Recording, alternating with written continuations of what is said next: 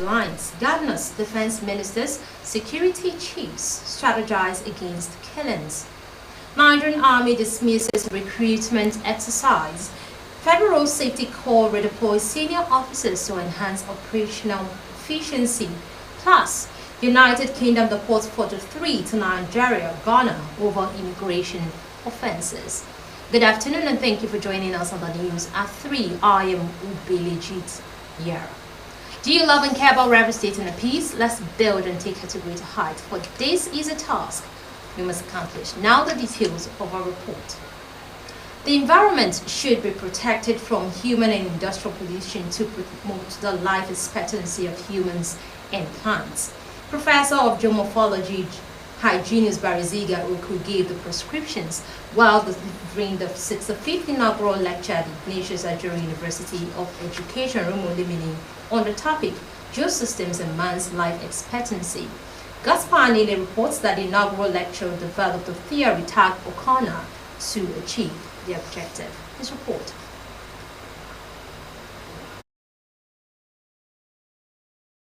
Professor Bariziga, who introduced a theory in Ogoni language, Okana, meaning don't do it, explained that before this generation, human societies have modified the environment to build homes, grow food, and extract resources, while in the modern dispensation, development has intensified interactions that cause unintended consequences. He noted that natural systems that once operated independently are now increasingly shaped by human decisions, stressing that deforestation changes rainfall patterns, burning fossil fuels affects atmospheric chemistry, intensive farming depletes soil, and plastic waste fills the ocean. The inaugural lecturer revealed that heavy metals from mining and industry cause chronic illnesses. The plastic waste now pollute the oceans. The agricultural runoff like the fertilizers cause algal blooms, and the untreated sewage spreads sicknesses. Professor Bariziga disclosed that due to the environmental and socio-economic factors such as high pollution, poor healthcare access, and water scarcity, pegged the average life expectancy of Nigerians to 55 years, adding that our grandfathers enjoyed the environment, protected it, and stayed more than 100 years.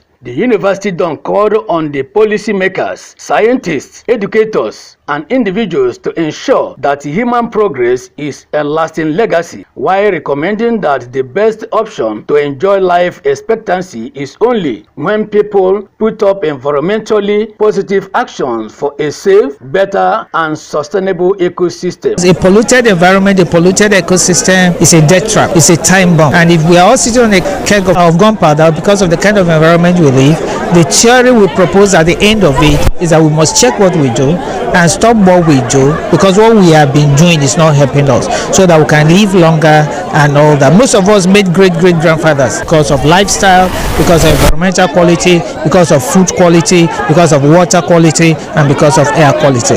So we need to check what we do and know how environmentally safe they are before we do what we want to do. The acting vice chancellor of Ignatius Ajuru University of Education, Professor Okechukwu Onuchukwu, represented by Professor Lezia Gilbert, expressed satisfaction with the in-depth research of the inaugural lecturer to better the society. He called on relevant bodies to adopt the new theory Okana, which means don't do it, to guarantee life expectancy of over 100 years, good health, soil fertility, and potable water. If man starts checking his ways and treating the environment more responsibly, there is the possibility of man to live long, the life expectancy of man to increase. That in essence is what our inaugural lecturer taught us today. He did well. He spoke as a professor of geomorphology. God's Power Anele, Rstv News.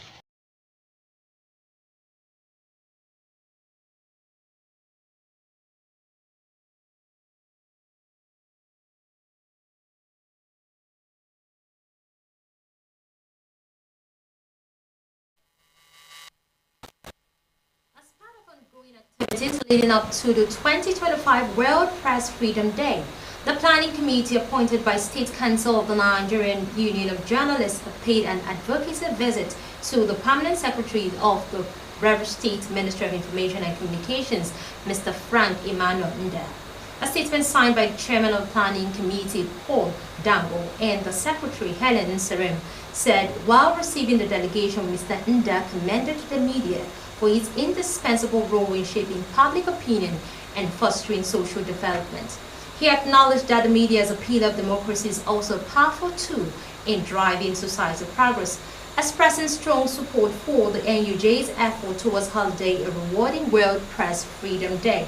The Permanent Secretary pledged the Ministry's readiness to actively participate in the events meant to highlight the theme of this year, which is Reporting in the Brave New World, the impact of artificial intelligence on press freedom and the media. Mr. Nda also urged the opportunity to call for peace and unity in Rivers State, stressing the need for media practitioners to continually promote messages that foster harmony and social cohesion. Later, Pastor Dango expressed appreciation to the Permanent Secretary for pledging the ministry's collaboration and reiterated the committee's commitment to delivering a meaningful and inclusive celebration that reflects the evolving landscape of journalism and media freedom. The visit is one in a series of advocacy engagements designed to mobilize stakeholders ahead of World Press Freedom Day, which will feature a range of events including a freedom walk and a symposium. Governors and security chiefs have met in Nasarawa and Borno states to find workable solutions to the renewed attacks and killings at the sub-national levels.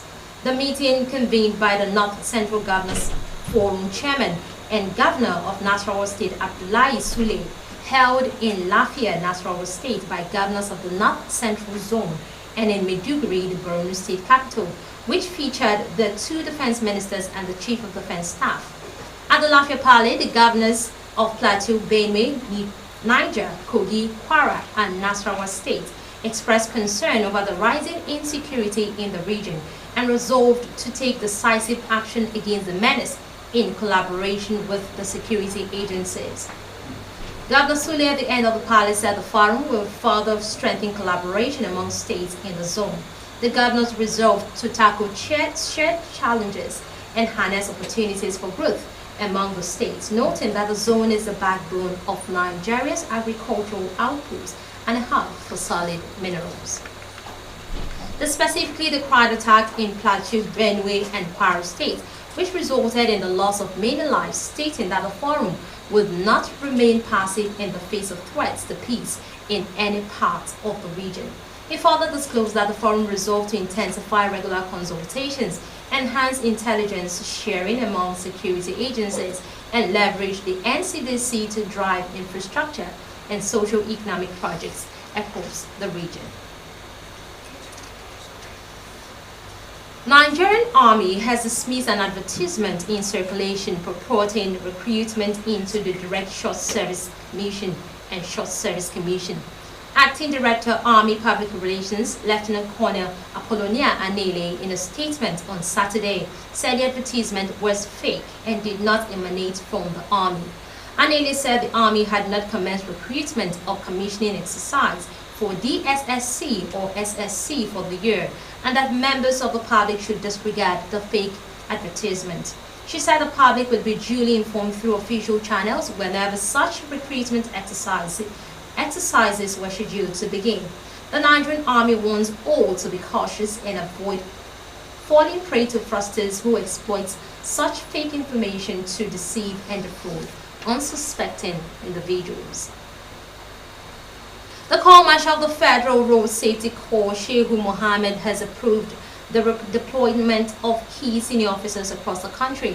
A statement signed by the Corps spokesman Olusegun Ogungbemide on Saturday said the redeployments involved 3 newly appointed duty Corps Marshals, 2 assistant Corps Marshals, and 24 Corps Commanders.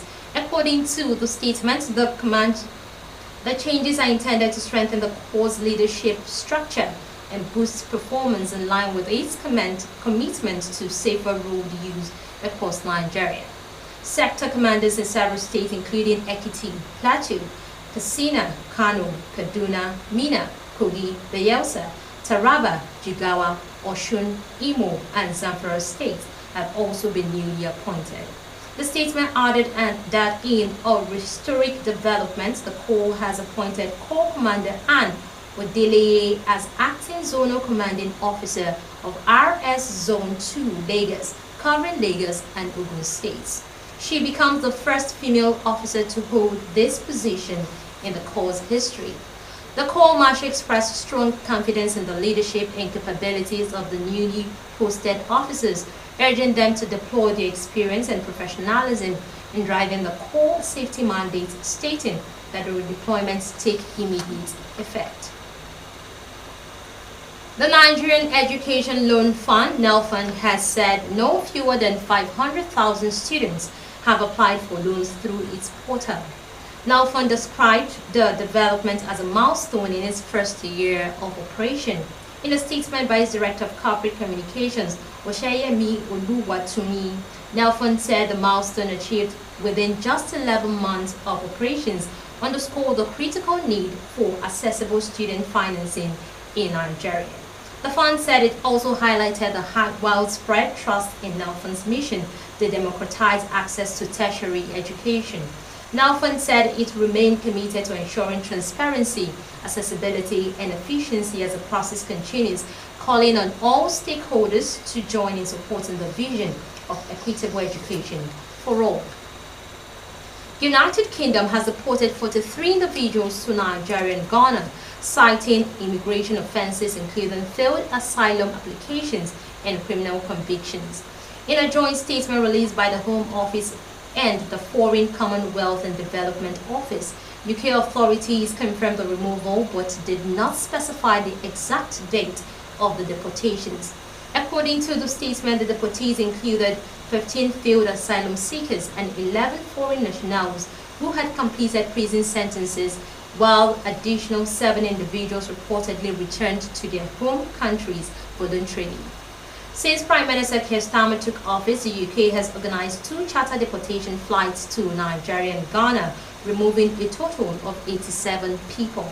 The shift comes after the collapse of the controversial UK-Rwanda migration deal, which was ruled unlawful by the UK Supreme Court in 2023, as the deal is aimed to relocate asylum seekers to Rwanda for processing and resettlement. In response, the UK signed a deportation agreement with Nigeria to facilitate the return of undocumented migrants. Following the latest flights, UK Border Security and Asylum Minister Angela Igbo expressed gratitude to the Nigerian and Ghanaian governments for their cooperation, calling the operation an example of strong international collaboration. And now it's time for a short break. Do you love and care about Rstv State and the peace? Let's build and take it to greater heights. But this is a task we must accomplish. Still to come, Gabon Constitutional Court confirms Nguema's landslide presidential victory.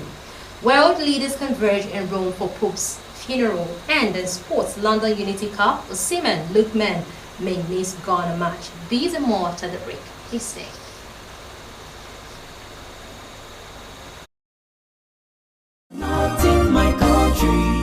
Hello, caller. How are you? I'm fine, ma. About that, your handout, what is the cost again? Just give me a minute, mommy. Let me confirm. I'm not sure of the exact price. My good boy, how may I help you? For 2 of us, sir. I'll get back to you. Oh no, man. Sir? Are those handouts ready? Yes, sir. How much is a copy? 200. Oh, okay. My boy, Yes, sir. 350 naira. Mommy, they said the handout is just 500 naira. Well, I'll let your daddy know. Honey, caller says the price of the handout is 3,500 naira. 3,500 naira? Even me, I'm shocked. It's horrible. What's going on in this country? I don't get it.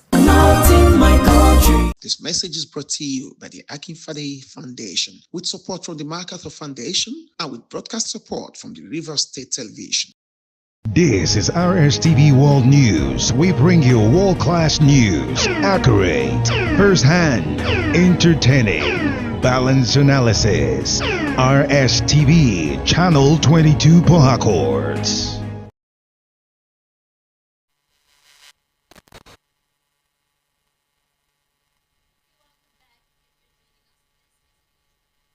The rest of our report. In business, Central Bank of Nigeria Governor Olayemi Cardoso has said that Apex Bank will redouble its efforts to sustain the gains of recent reforms and achieve a single-digit inflation rate. Cardoso said this while speaking alongside with the Minister of Finance and Coordinating Minister of the Economy, Wale Edun, at a closing press briefing on the country's participation in the just concluded spring meetings of the World Bank and the International Monetary Fund in Washington, D.C. He said though the reforms were not easy, they are delivering results and have helped the country move from vulnerability towards one of growing strength while enhancing confidence among international investors. The CBN governor showed that the Apex Bank is focused on bringing down inflation to single digits in order to protect the purchasing power of households. Still in business, the Central Bank of Nigeria has raised a total of 1.008 trillion naira at its open market operations auction, more than double its initial offer and a clear sign of the liquidity that remains available in the financial system despite policy tightening. The development followed an overwhelming investor demand that led to a 102% oversubscription, affirming CBN's aggressive monetary tightening stand aimed at mopping up excess liquidity and cooling inflationary pressures that have persisted despite elevated interest rates and a record high cash reserve ratio. The auction, which initially offered 500 billion naira across two maturities, attracted total bids of nearly 1.4 trillion naira, with investors seeking to take advantage of high-yield government instruments amid rising inflation and expanding money supply. The most in-demand structured auction was the 319-day OMO bill maturing on March 10, 2026, that drew a total subscription of 1.062 trillion naira, more than 4 times the CBN's offer of 250 billion naira. Central Bank eventually allocated 688.30 billion naira at a stop rate of 22.73%, with bid rates ranging between 20.39% and 23.75%. In comparison, the 298-day bill maturing on February 17, 2026, also performed strongly, received bids totaling 329.54 billion naira versus the same 250 billion naira on offer. The CBN allocated 319.54 billion naira at a stock rate of 22.37%, with bid rates falling between 20.45% and 23.75%. The OMO auction comes at a time when Nigeria's broad money supply M3 continues to rise sharply, undermining the CBN's efforts to reduce liquidity through tools like the 50% cash reserve ratio, the highest in the world. Now on the foreign scene, Gabon's Constitutional Court has officially confirmed the victory of transitional leader Brice Nguema in the country's recent presidential election. According to the final results, Nguema secured an overwhelming 94.85% of the vote.